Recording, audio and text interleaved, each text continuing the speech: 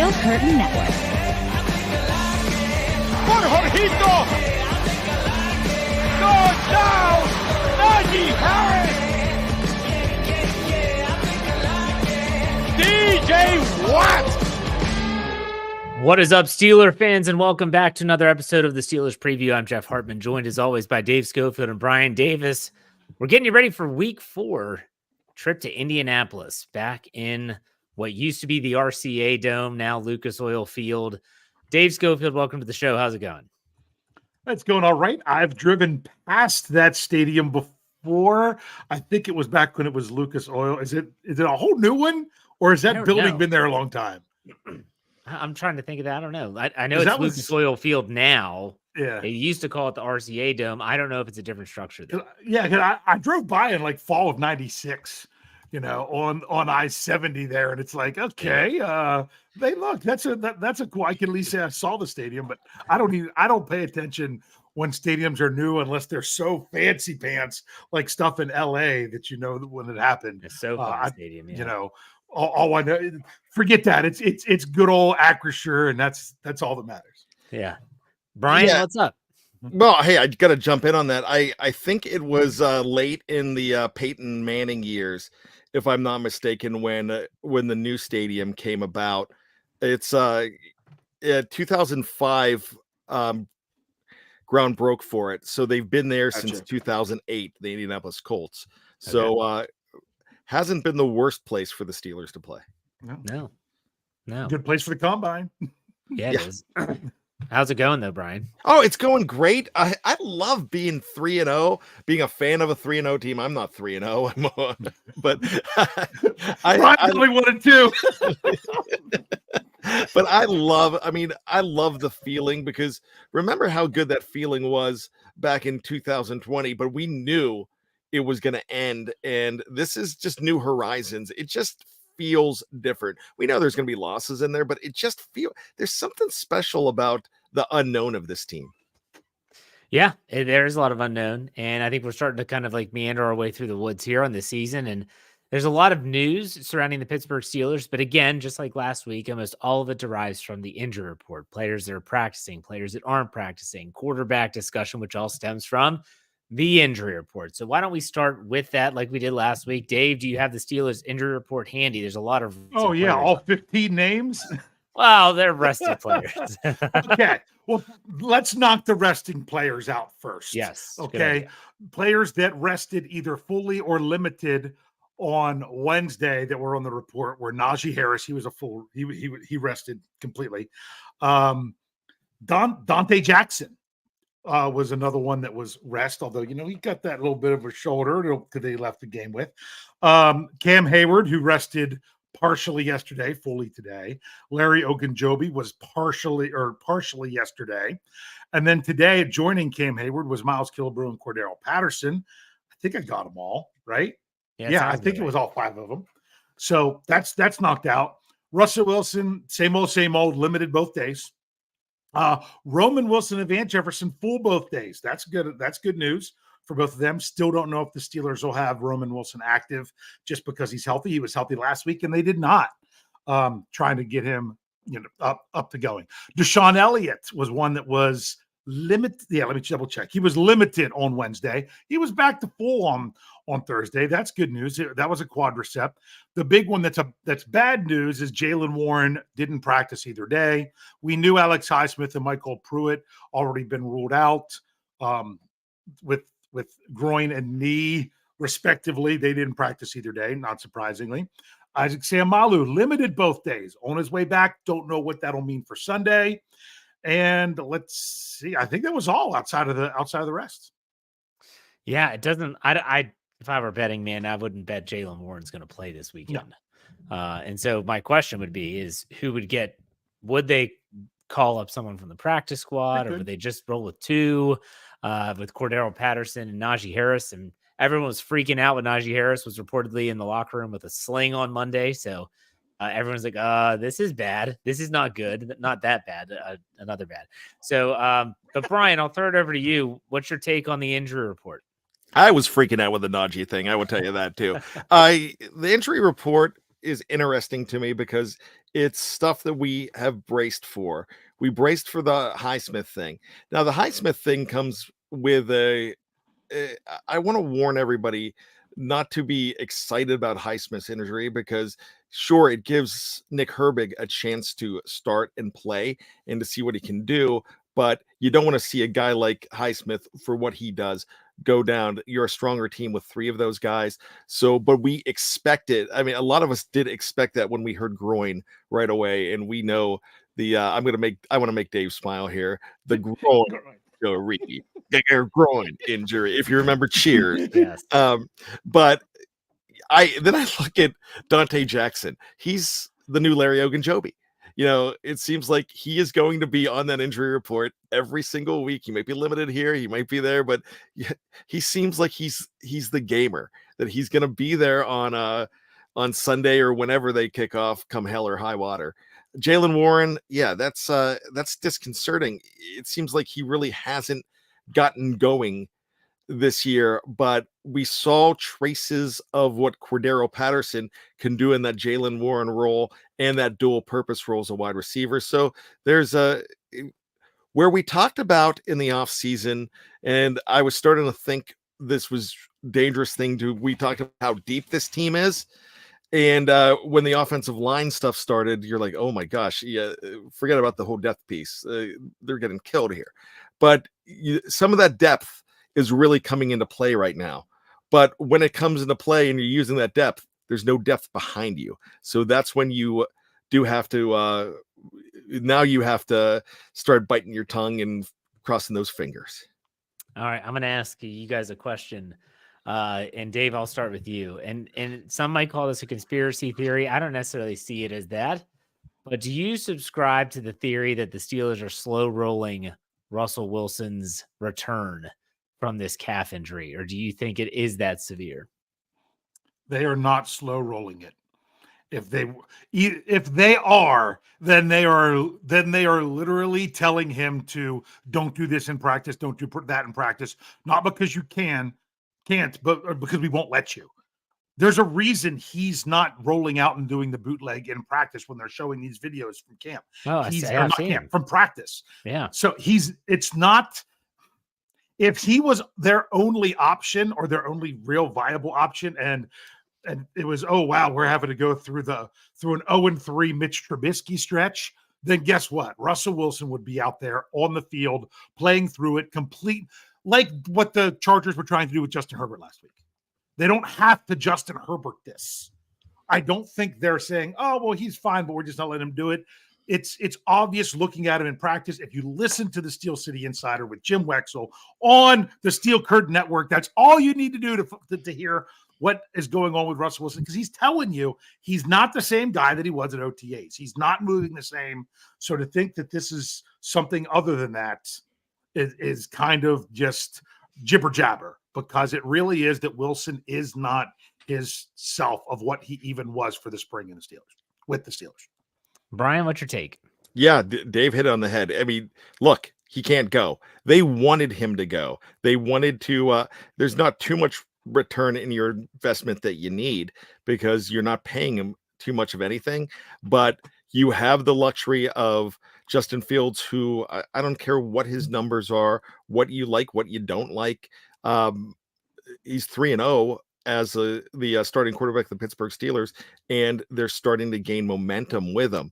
I mean, I want Russell Wilson to be healthy. I want all these guys to be healthy. And I'm going to take a Dave line from forever. Whoever gives us the best opportunity as fans to watch the Steelers win, that's who we want to be in as the quarterback. So I just don't think that they don't have to fast track it. But if he was healthy enough, they would at least see what they have and bring him out for a series or two and play around with it. My gosh, they're doing it with guards. They're doing it with tackles. Just when we poo-pooed it last week on how they did it with the tackles, they did it with the guards last week. And he taled about how they did it with the guards. Yeah, but we're fine with it because it worked this time. Yeah. Because it worked. So I think you would see that with the Steelers quarterback situation, but there's no reason to aggravate it even more. And I heard the most ridiculous take this week. just saying that, hey, should they go ahead and pull out Justin Fields when Russell Wilson is ready, just so he can miss some games, so his contract number will go down next year? And I'm like, that's the most ridiculous thing. If Mike Tomlin heard you say that, I mean, he'd probably yell at you. I thought you were saying it because of that way it's still a 6th round pick and not a 4th. No, they're talking about one too. yeah, and you could. And Yeah. I was thinking about that in my head too. But just the price tag, just because if he keeps on winning, that price tag's going up. Who cares? Let the price tag go up.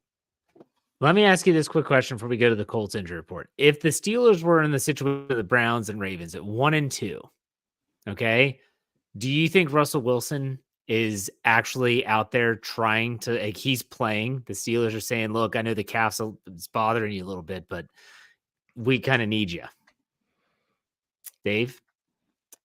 We don't deal with hypotheticals, Jeff. Oh, good God. No, we deal with hypotheticals. But no, I understand what you're saying, because that's a great question. And you know what's even better than that question? Not having that actually be what's going on. We are podcasters. We are not coaches. We can talk about this stuff. We can. And that's a really valid point. Is Russell Wilson to a point where he could go out there and Justin Herbert it? I'm sorry, I'm going to keep calling it that, because that's really what it would be, where you're not super mobile. You can't do everything that you're supposed to do, but you in that state makes it the best option. I would say if the Steelers were 1-2, yeah, that's exactly what the fans would be clamoring for. But would the Steelers do it? That one's tough. I'm sorry, I'm giving you a bit of a Dave answer, but in this case, I don't know what the Steelers would do in that case. That's why I'm so grateful that they're not having to make that decision. Right. What about you, Brian? I think Mike Tomlin thinks of himself as the anti-Harbaugh in a way. And we saw, and I talked about this last week, talked about the Ryan Clark situation in Denver years ago, where, don't want him to go because he told him flat out, don't want you to die. And we talked about, I brought up the coach last week from Varsity Blues, and let's just shoot up Wendell and get him out of there. I don't think Mike Tomlin's that way. I think he cares more about the system and the player than to go out and he'd rather fix the problem than go ahead and rush a guy. I mean, maybe I'm waxing too poetically on who Mike Tomlin is, but I think he's got a lot of conviction. Okay. Dave, you look like you want to say something? Yeah, I want to hop back in with this, because Afton says she likes the nuances of Dave answers, but anyway. I don't know if the Steelers would be starting Russell Wilson if they were 1-2 and things were not going well. But I will tell you this, I could all but guarantee he would be pushed harder in practice to be coming back sooner. Okay. Yeah. I think that's fair. Okay, that's enough talk about quarterbacks. Justin Fields is going to start this weekend. Let's talk about the Colts injury report. What do you got there, Dave? Oh, the Colts injury report. A bunch of people that I'm like, I should look up their names. Here's one that I know. I know the name. I can't remember exactly why. Cornerback Kenny Moore has not practiced either day this week with a hip injury. That's a significant. I mean, is that a significant name with him? Oh yeah. That's what I thought. That's why it's okay. Cornerback Chris Lamons, I'm going to think it is, has a knee and ankle, didn't practice either day. So that's 2 cornerbacks you're looking at. They're probably dealing with short lines there. Linebacker Grant Stewart with the heel was limited Wednesday, but full today. Defensive end Kwity Paye, we should know that name. Quadricep, didn't practice either day. Tackle Braden Smith didn't practice with a knee on Wednesday, but was back full on Thursday. 94, or what is it? No, I'm reading the number now, not the position. Defensive end Tyquan Lewis was limited both days with a calf/wrist. I don't think that's the same injury. And new on the injury report today is center Ryan Kelly. Is that their starter? Yes, I think so. I thought so. He did not practice today, Thursday, due to a neck. So that was a new one for Thursday. So, man, this is disappointing. No bones. Like last week, we had a fibula. That's because it's not a Wang that's doing the Well, injury report. Heel, you could look at that. Is that the bone or is that the? Yeah, I don't know. Heel spur, Yeah. Achilles issue. Yeah. It's not that whore of a Liz Frank. But anyways, Brian, what do you think about the Colts? That heartless wench. that goes. My kids have the quote book, and every time I say something like that's going in the quote book, that's going in my quote book. Whore of the Liz Frank. Kenny Moore's is a big deal. He was a Pro Bowler in 2021. In 2022, he was signed to an extension, 3 years, $30 million, and the guy is a very good player. Ryan Kelly's even bigger on this list. I think he's a multiple Pro Bowler, and he might have some All-Pro distinctions. We'll have to look him up, but I'll do it. Just those guys alone, man, that hurts the Colts because Kelly is former first round pick, but just definitely great. Four-time Pro Bowler. Four-time Pro Bowler. And I think he was when was he a rookie? Like 17, 18? 16. Okay. He was the 18th overall pick, the 2016 draft. Yeah, and a current Pro Bowler. He was on the 2024 team as well. So I mean, he's at the top of his game. For a quarterback that needs a lot of protection. Sure, he could run, but Richardson needs all the help he can get. He can't lose his center. Yeah. Dave, any thoughts on the Colts? Or hey, those nameless gray faces are going to line up out there. No, you're just going to have to play whoever's out there. The Colts is the Colts. All right. We're going to take a quick break. We're going to hear a word from our friends at DraftKings, and we'll be back to talk about key matchups and things to watch in this upcoming game. We'll be right back.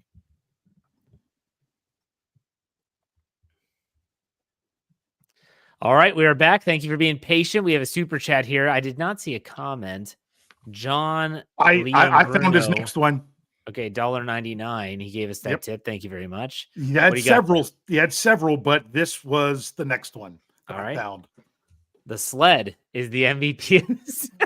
Oh, the sled. Remember, that's not some people. The reports are that it's not the same sled, the type of sled people thought it was.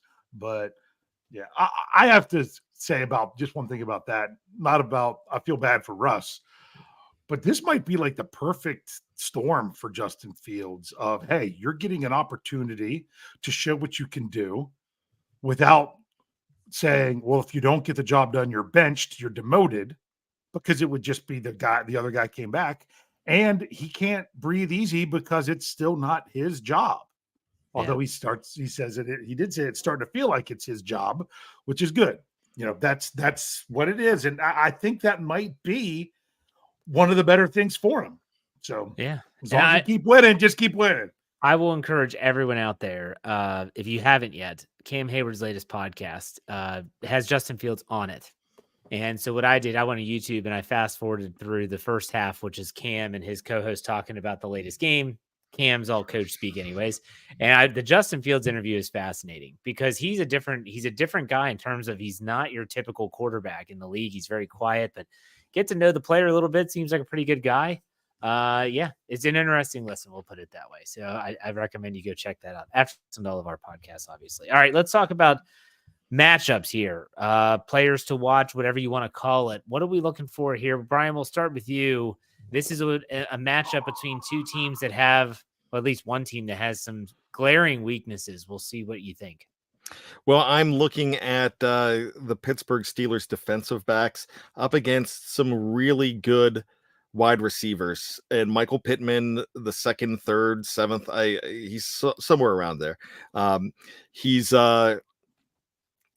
He's really good, and he's probably looking for a measure of revenge after that DeMonte KZ hit last year as well, taking on the Steelers, but he was tearing them up beforehand. But this is a different Steelers defensive backfield. But Alec Pierce has made his presence known. Fantasy owners are like jumping towards this guy, and FanDuel owners as well. This guy's putting up a lot of points, more of your slot guy, but he's a guy that you can't take your eye off either. They can probably burn you. Wide receivers have not been burning this team.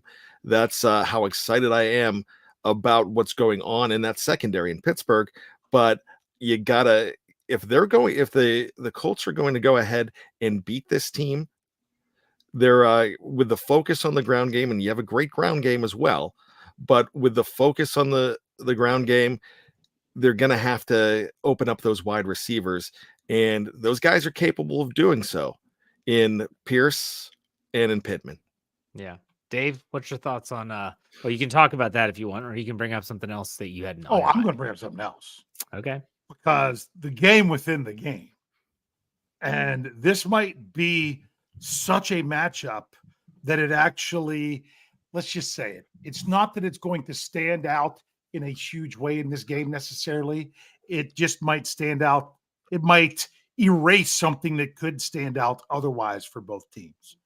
But when you have a 6-time Pro Bowl, 3-time All-Pro guard lined up against a 6-time Pro Bowl, 3-time All-Pro defensive tackle in Quentin Nelson and Cam Hayward, watch it every snap. I'm telling you, if you have the opportunity, maybe you just say, no, I'm going to watch the game, but I'm going to watch it back, knowing that that's something I'm going to want to pay attention to. If there's a replay or whatever, look at those two guys. That they have had some great matchups in the past. Do you remember the one? Which game was it where Minka had the basically the 100-yard pick six? You were at my house Pittsburgh? with my dad watching. Yes, that one, I wasn't was. it? Yeah. Oh, I don't know. Remember that Ryan was Hoyer one. was the quarterback. Well, but wasn't had he? to come in because who got hurt? Who was the quarterback that got hurt? He got was it stepped Matt? Was on. it Matt Ryan? No, it wasn't It wasn't Phillip Was Rivers, it like was it? it's like a Jacoby Brissett or something like that. it was Um, Brissett. Yes, yeah. it was. And he got hurt because Cam Hayward drove Quentin Nelson back so quickly He that ragdolled him stepped that on game. his foot and twisted his ankle. So that was one that Cam just dominated. But honestly, the last one, not so much. So that's just if you want to talk about two players that have been one of the best at their position over the last Nelson's only been in the league since I think 2018. But ever since that time, that's an epic matchup that doesn't have all the glitz and glamour of a corner and a wide receiver or a linebacker and a running back. That's two guys that get it done in the trenches, just squaring off against each other all the time. It'll be interesting because Cam's been drawing a lot of double teams. Don't know that was going to be a play in this time. You got to see how this works out. That's going to be a good one. Yeah, we didn't get to see this last year because of Cam's injury. And he was there, but it wasn't. Yeah, well, that's not the same. But the first time they played, I think it was Quentin Nelson's rookie year. Cam ragdolled him. It was. There were plays I remember seeing clips say, "Holy crap!" But then Quentin Nelson, he took that serious. The next time he played him, he was ready. Yeah, and he held his own. So for sure. Brian, did you want to say anything about that before I go on? Well, yeah, what a great matchup that I was not even thinking about, but I do have to, shameless self-promotion. That's the game that you guys laughed at me when I picked the score, and it was exact. He was like, that's such a bizarre score. It was like 26-24 or something like that. Whatever it was. And we hit it.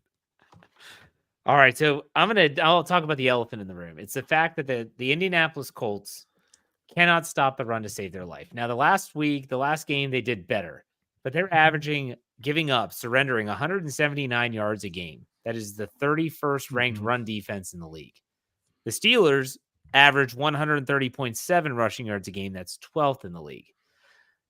I'm wondering, so everyone talks about, dams. The Steelers have been saying it on offense. Dam's about ready to break. Well, if a dam is leaking, you got to try and stop it and plug it up in some way. My question is going to be, how are the Colts going to try and stop the dam that is leaking, which is their run defense? Are they going to load the box and say, if you're going to beat us, it's not going to be this way? And are the Steelers going to be prepared for that? And are they going to have either a counter punch or are they going to go through the air? And we have seen that happen before where a team will say, we're going to load it up. And what we saw with Matt Canada and even in Randy Fichtner's time, they'll load the box and they will just continue to bash that against the wall repeatedly. So I'm really curious to see what the Colts do. They know these numbers. They know what their people are saying about their run defense. What are they going to do? And how are the Steelers going to go against that? How are they going to try and counter that? That's going to be interesting for me. So, Brian, we'll throw it over to you unless someone wants to talk about that. No, that's absolutely correct, because if that dam's about to break, then it will be beautiful. And you always worry about in the past when you have teams that are like that give up so many sacks. This was like 3 or 4 years ago. They give up so many sacks, and you're like, the Steelers are going to feast, take the over on sacks, and they get one. And you're like, what? And that's when they're going through that epic streak of all those games with a sack. But I just think the biggest news that we can hear this week was when we found out that on Tuesday that sling was nothing. He's ready to go. And that being number 22, Najee Harris. This could be the opportunity for the breakout game for those running backs and the running game in general. And that's going to mean so much more than what Dave and I spoke about. I think that is the key. You said elephant in the room. Yeah, that's the biggest storyline of the three. Dave's and I were valid, but that one's huge. Yeah, did you have any other ones that you want to bring up, Ryan? Oh, I want to talk about yours. Oh, go ahead, Dave. I'm sorry. Yeah, because that was a good one, Jeff. That was a great one. Thank you. To me, it comes down to 2 players. Najee Harris, George Pickens. You going to put extra guys in the box for Najee Harris? How are you going to help defend George Pickens? Yeah. If you're going to say, nope, we got to keep somebody on George Pickens, Najee Harris, you've got to run the ball like crazy and make them have to stack the box to help out George Pickens. Those 2 are the 2 that I'm really looking for here. If they stack the box, you've got to make them pay.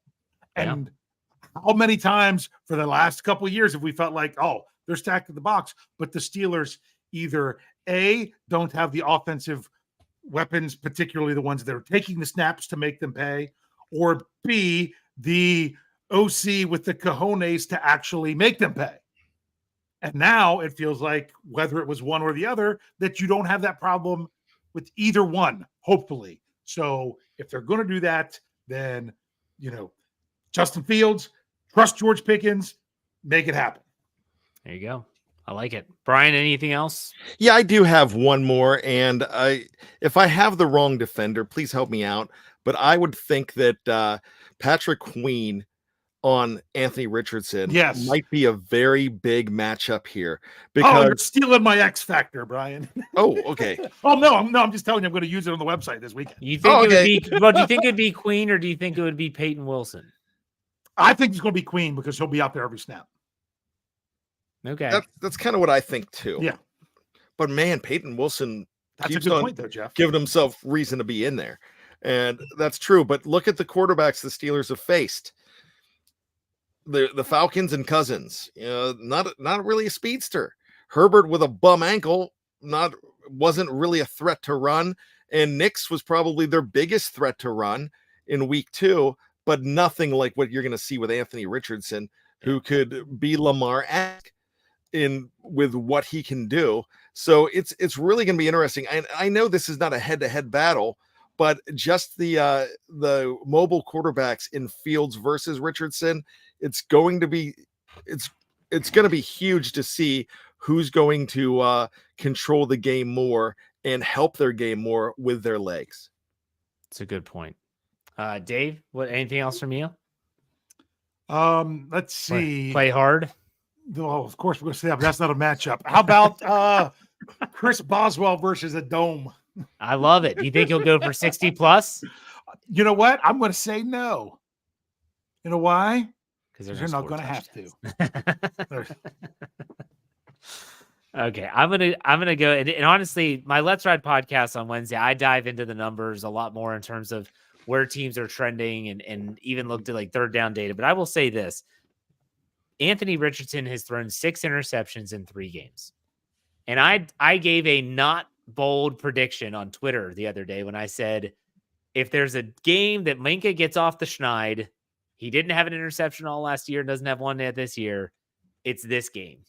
It's Anthony Richardson, who's not really the most accurate passer. We knew that when he came out of Florida. He's still really inexperienced. And I think this could be he does a huge arm. Yeah. it's the intermediate throws. He's just all over the place. So maybe this is one where Minka gets his hand on a football. I hope so. Fingers crossed. So, all right, we're gonna take a quick break. When we come back after the break, it's time for everyone's favorite game, the over/under game. We're gonna give our predictions. We're gonna do some reminiscing, and we're gonna talk about Steelers trivia. If you're watching us live in any platform, we weren't going anywhere on the audio side. We'll be right back after this break.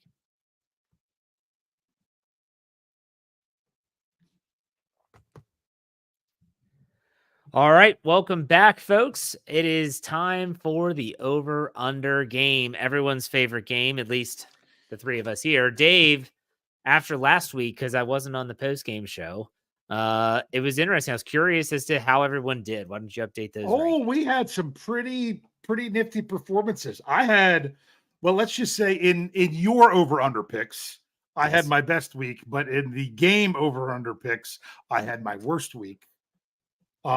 Because I did not pick the correct winner because I wasn't sure the Steelers offense could score enough points against that good Chargers defense. And that's one that I love being wrong with. But I still don't understand. You and Brian keep pounding the over week after week with the defense that doesn't give up 10 points or more. But I thought I did all right where I got 3 of the 6 right last week. But honestly, it didn't compare because you and Brian both got 5. Aha. The only one Jeff missed was that you said that the Steelers weren't going to turn it over. And the only one Brian missed. What a fluky turnover, by the way. Like it bounces around like I think 8 out of the 22 people on the field touched it. But anyways. And the only one that Brian missed was the Chargers rushing yards. Like I said, if the Steelers would have held them to 120, that would have been a win. They held them to half that. Half that. I love it. Did you take the under on that, Dave? What? Did you take the under? I know. I took the over. It was 112.5, and I said I think it'll be over, but not much. And that would still be like a win if they held them to 120. Yeah, they still held them to half of what I thought would be. See, because obviously if they hold them to 2/3 of what they had been doing, that's pretty good. No, they held them to 1/3 of what they had been doing. So some called that the worst line of my life ever.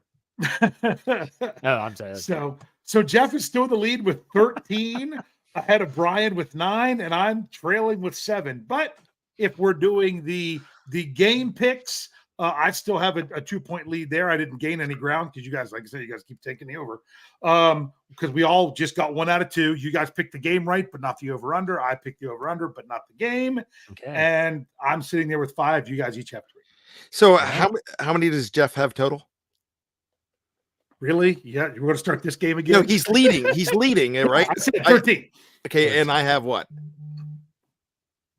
I'm not 9. Making fun of you. Okay, I no. It's like post-game flashbacks. Every time I give a number, Brian has to ask me to give it again. He's not paying attention. I am paying attention. Seattle has 2 losses. Touchdown zone. All right, we ready for the over? Jeff 13, Brian 9, Dave 7. All right.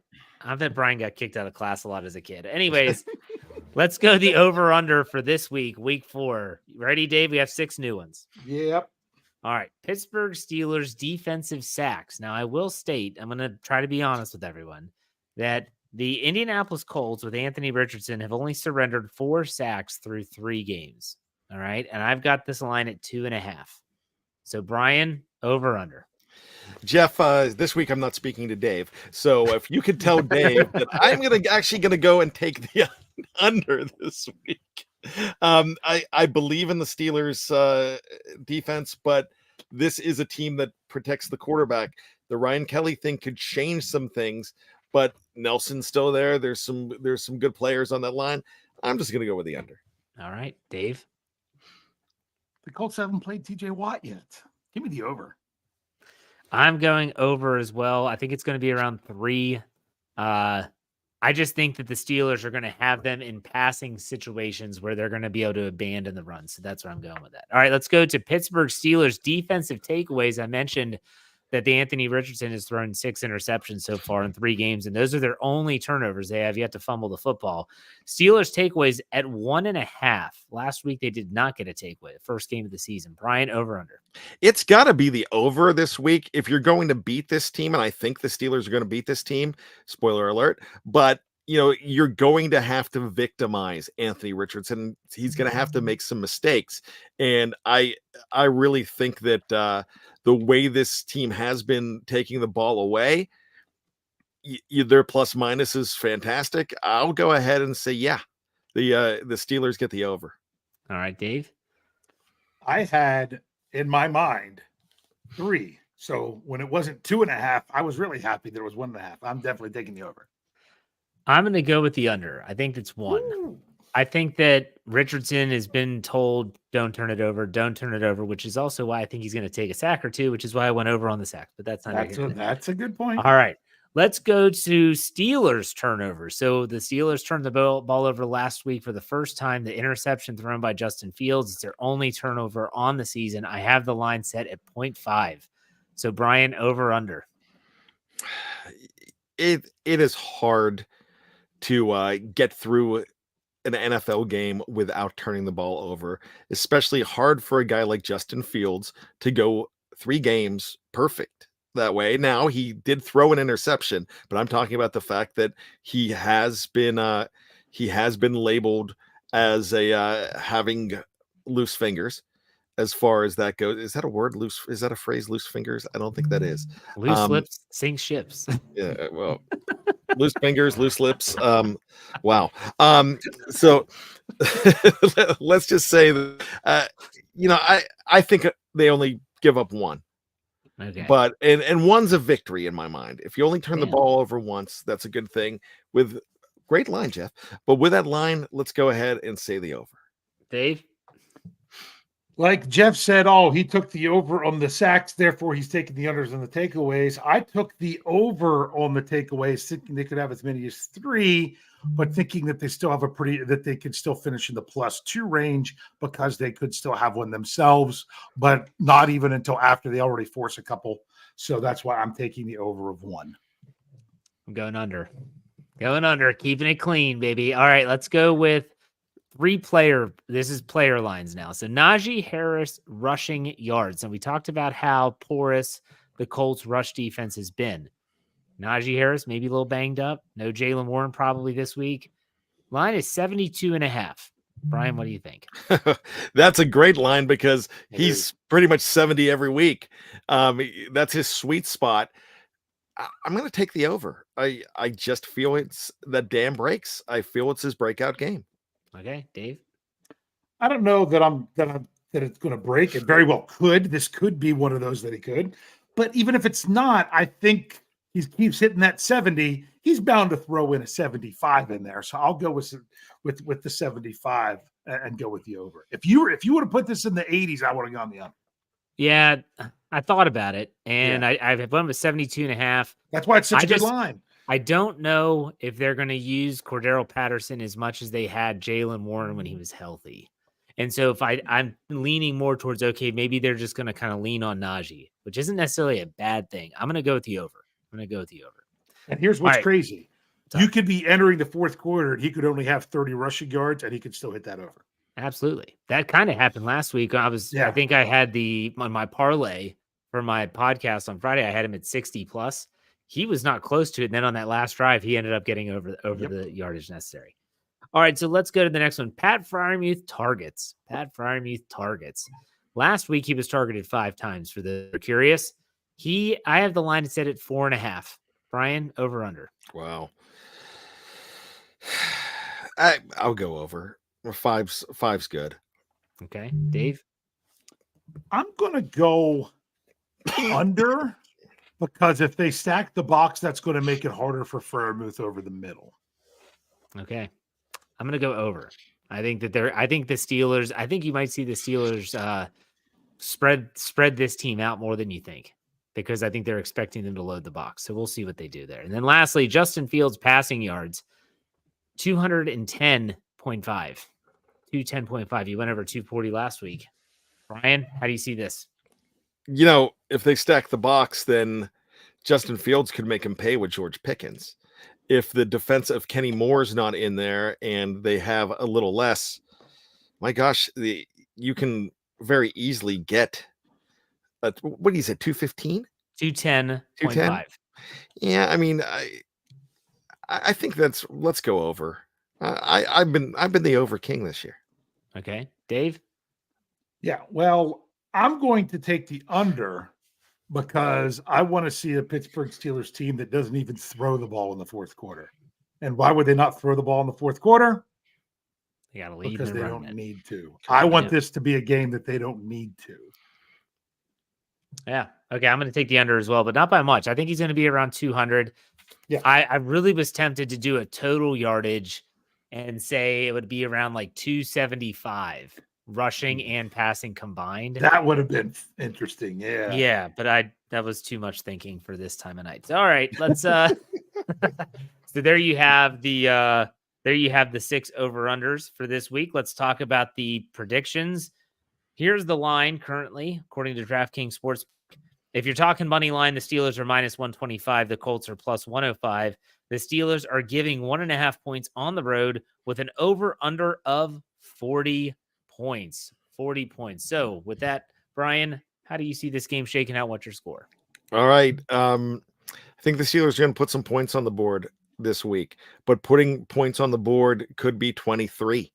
And that's a lot of points for this team. And right now, that's all that they would need. So I'm looking at a score of 23-13. So with that being 36, what is that? That's the under. Wow, I went under. Yes.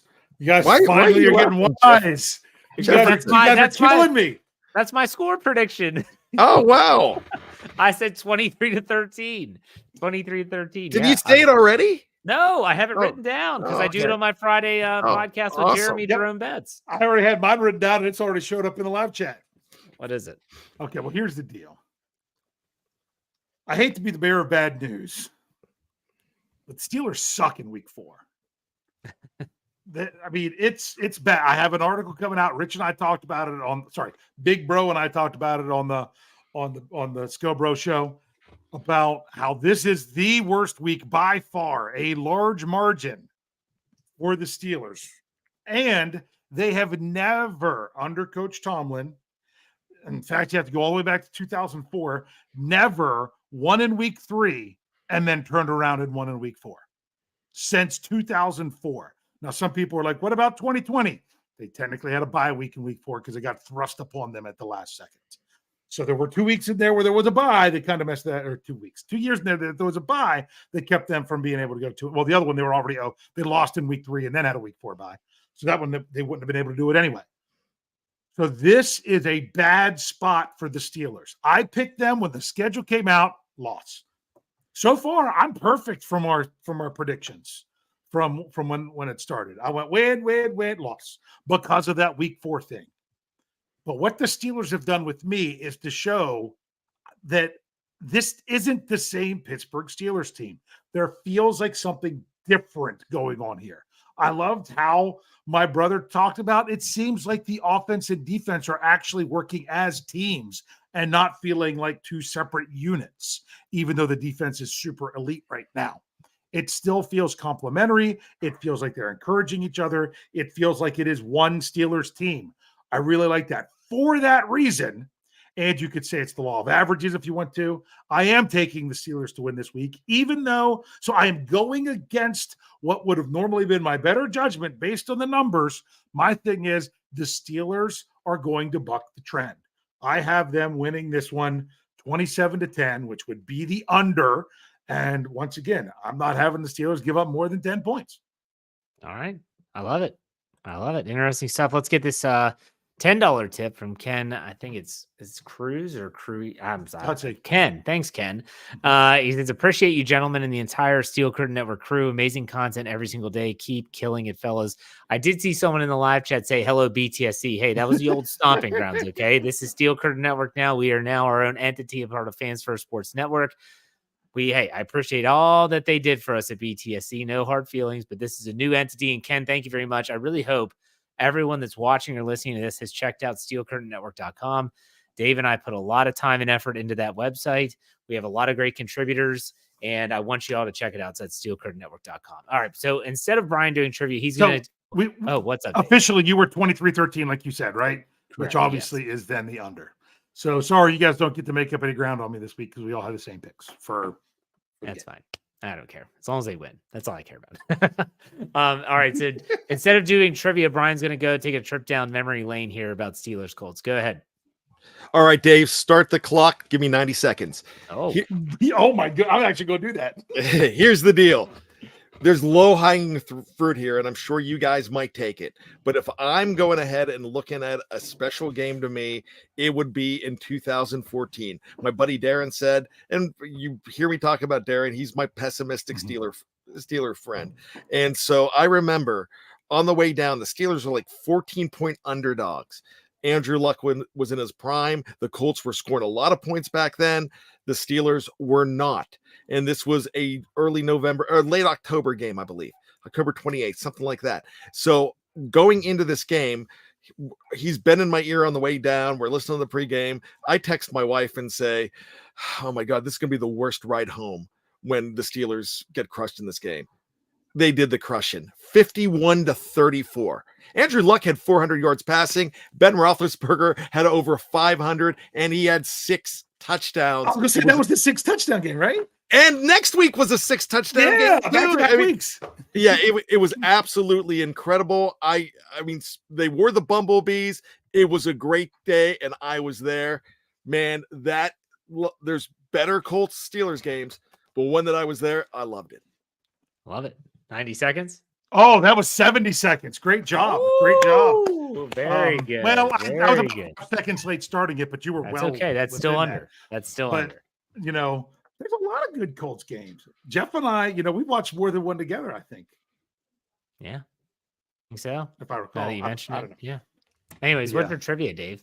My trivia actually is it's just good, fun Steelers stuff that has nothing to do with the Colts. Doesn't even have to do with this time of year, because I was, once again, just for the fun of it, because I'm researching for making sure I have all the information for the article I'm trying to find where it is in my notebook, so I'm stalling.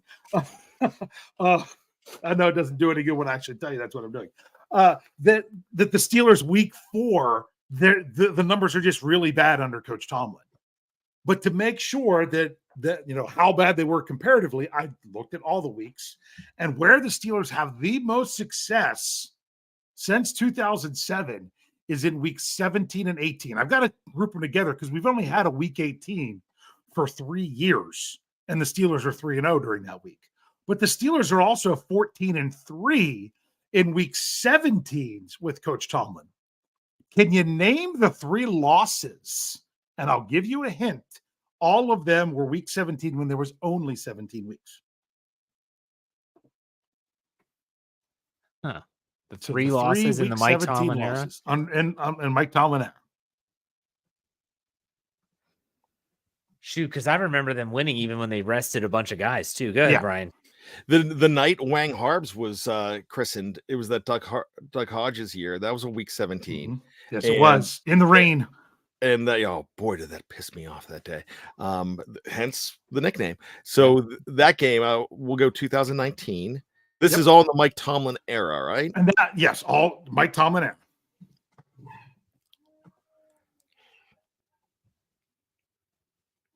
I mean, there's got to be. Oh, well, no, they won that. They won in 2018.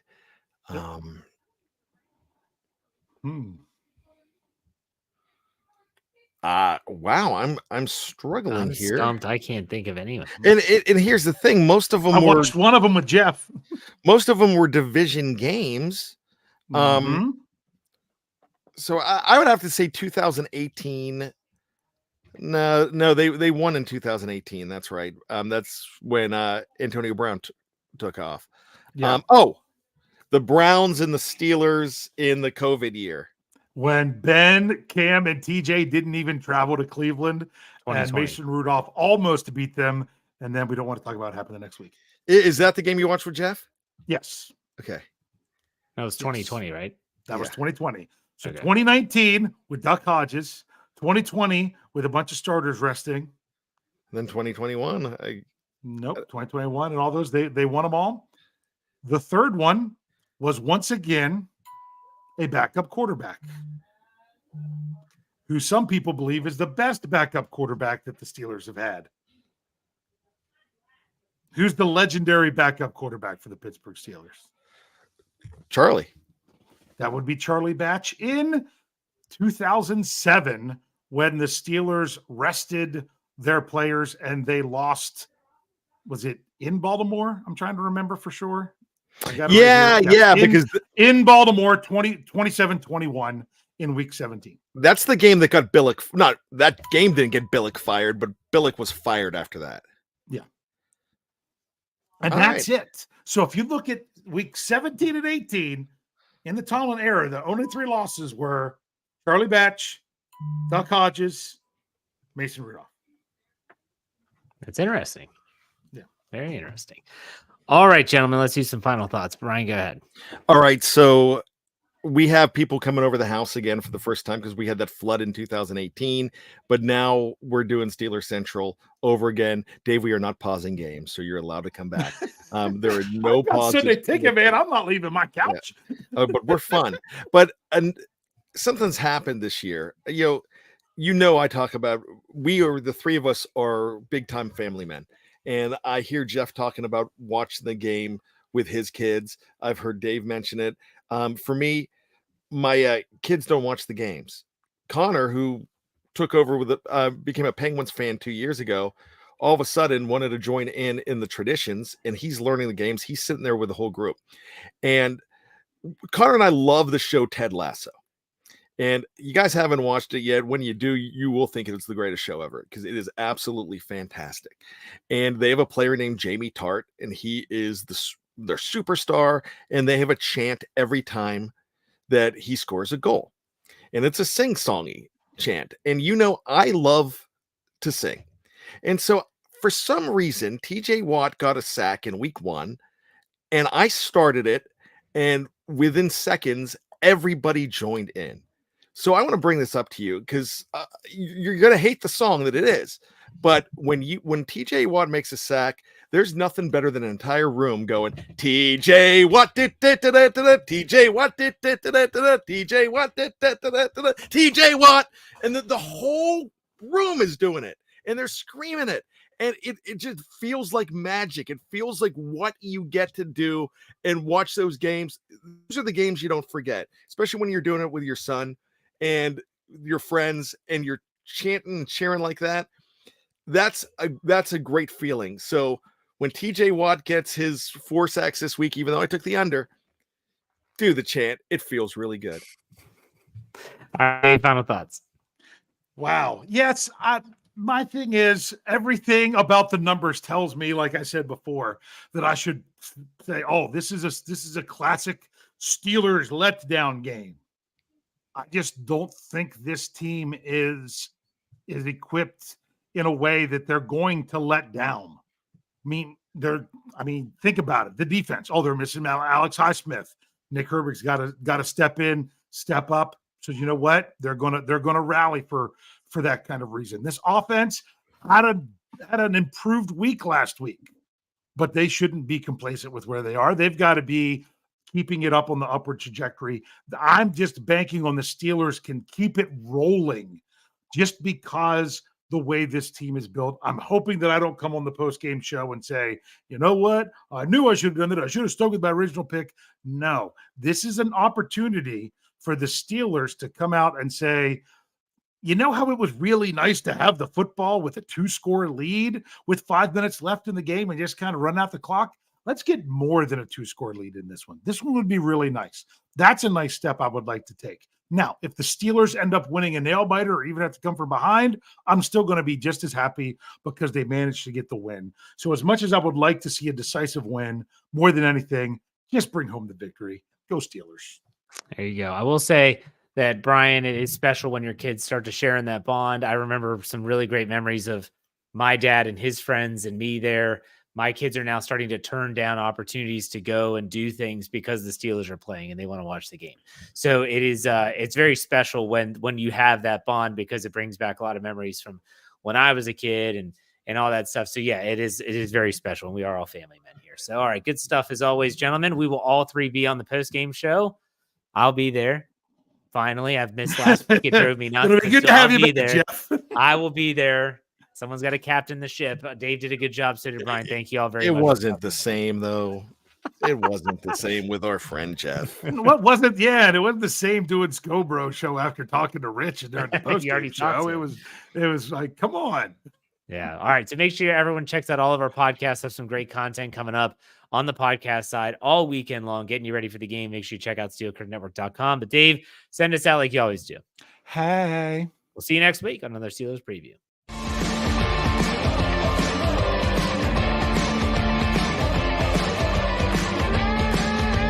Steel Curtain Network. Get it. Everybody else gets a little tight.